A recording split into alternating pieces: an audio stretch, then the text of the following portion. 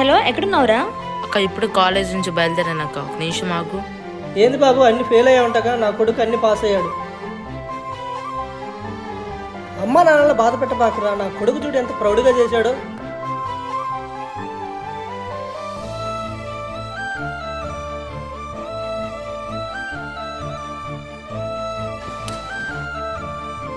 బుద్ధుందా కొంచెమైనా నీకు?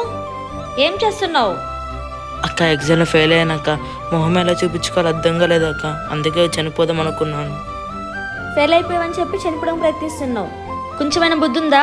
నీ పేరెంట్స్ గురించి, నీ ఫ్యామిలీ గురించి కొంచెమైనా ఆలోచిస్తున్నావా? నీ లైఫ్లో ఎడ్యుకేషన్ లేకపోతే ఇంకేం లేనట్టేనా? ఇంకా వేరే ఆప్షన్స్ ఉన్నాయి చోటు. ఇదే కాదు లైఫ్. ఎందుకు ఎగ్జామ్లో ఫెయిల్ అయిపోయావని చెప్పి చనిపోవడం ప్రయత్నిస్తున్నావు?